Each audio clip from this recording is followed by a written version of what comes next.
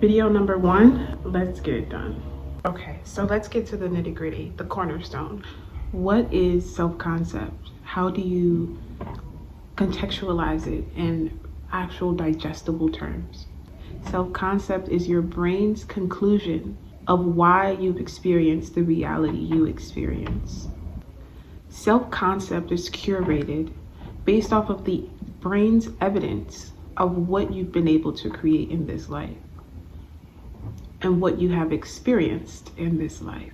Your brain automatically takes accountability subconsciously for everything that happens to you, and the evidence of your life determines how you view yourself, especially if you do not have self-awareness or a good self-talk. What does that mean?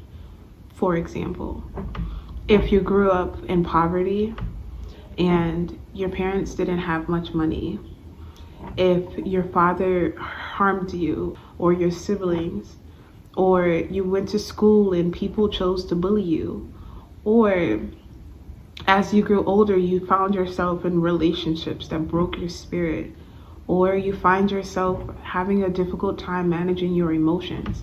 All of this proves to your brain evidence of who you are and how you are, and sometimes even why you are. And the why is usually not something great, especially if you're not proud of your circumstances or where you've come from. That is self-concept. Without intentionally rewriting the script, self-concept will not change. And you will continue to create from that place of your brain's evidence of who you are and why you are.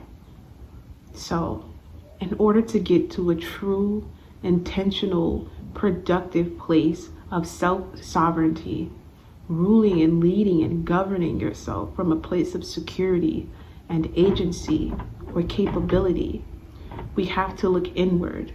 We have to challenge these parts of ourselves through thoughts and then actions.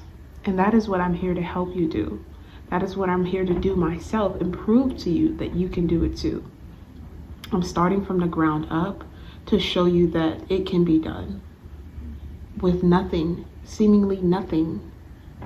Oops, let's change, okay. Yeah, it can be done with seemingly no materials and no tools.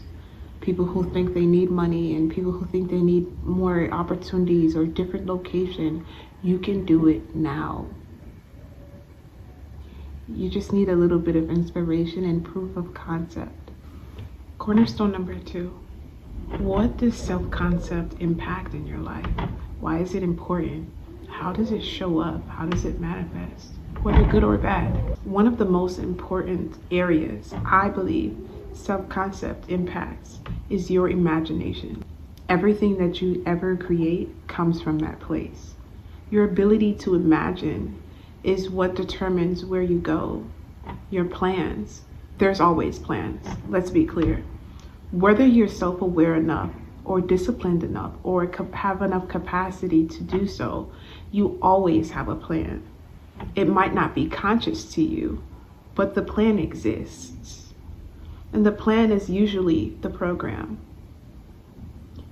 Every day you go through your day on autopilot in most cases, and that is a plan being executed of how you are, what you'll do, how you'll respond, how you'll feel about it, and without conscious effort to reimagine those things, especially if it's creating results you don't like, without the ability to reimagine those things from a higher realm of thinking, of being, of choosing. Hold on, let's get the lighting together. Okay, yeah.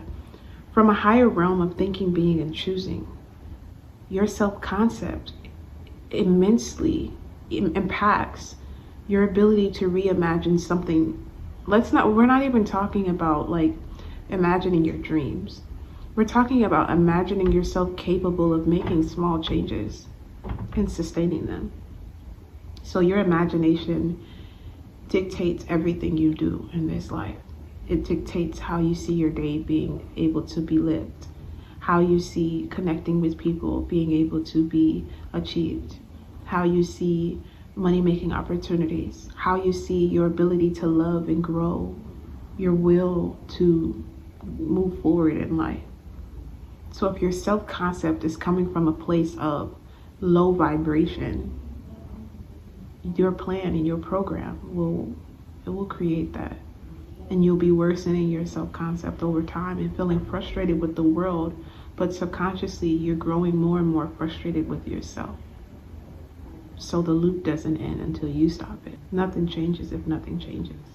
The second thing that your self-concept heavily impacts is your ability to regulate.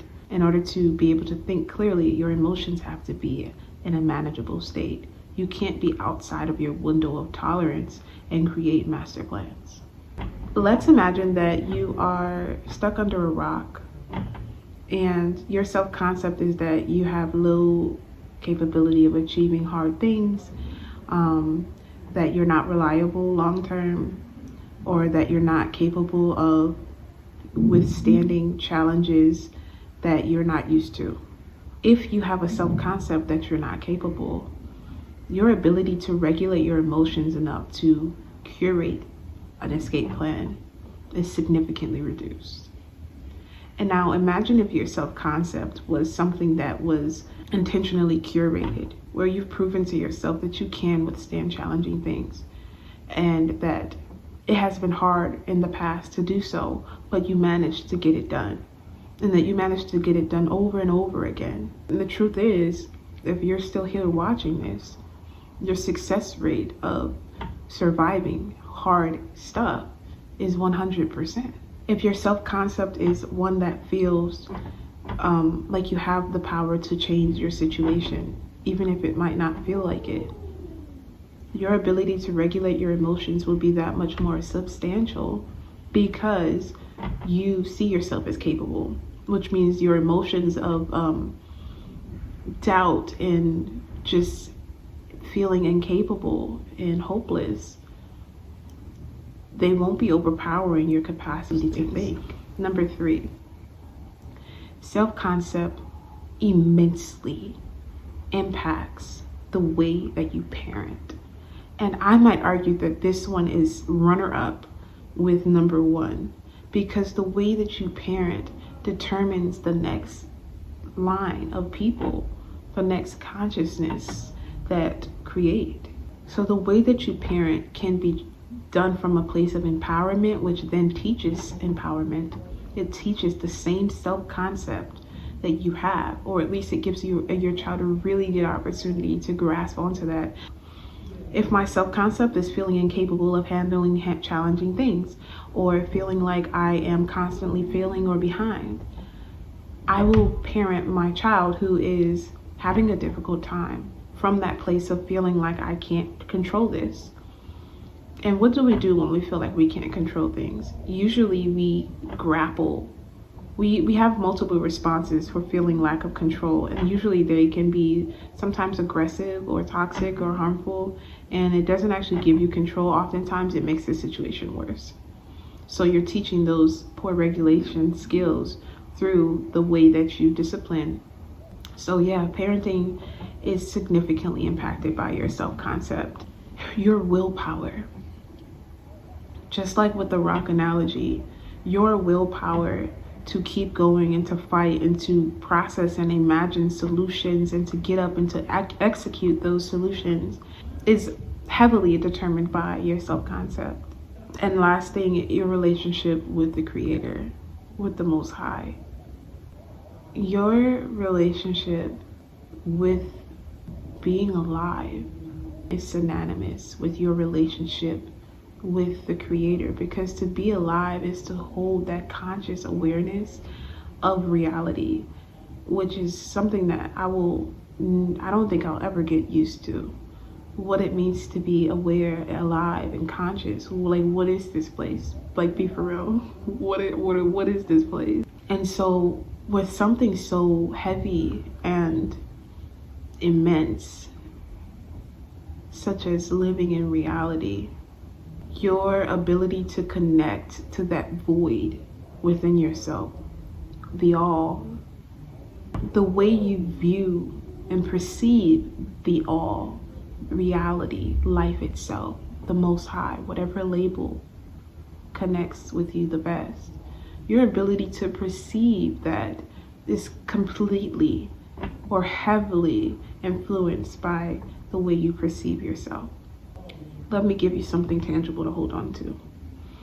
Imagine that you have a partner. Imagine that that partner is somebody who you're afraid to ask for things. You feel like, I need to be small and I can't ask for things because asking for things will leave me to be abandoned. You have a subconscious belief that you can't ask for anything, that if you do ask, it's no point because you'll have to beg for it, chase it, or it won't happen at all, or you will be left. Oftentimes, you may find that you don't ask the Creator for anything. You won't ask yourself of much. Or you'll ask for these things and you won't expect to be able to actually get it. So I think that I'm gonna leave that here. I've given you the nitty-gritty of self-concept, and what we're going to be doing here is brick by brick building that self-concept, building that self-agency, that self-sovereignty, and we're going to have multiple dimensions on which we will travel through this space and start to create a reality that we actually agree with consciously. Until next time, patient healing to us.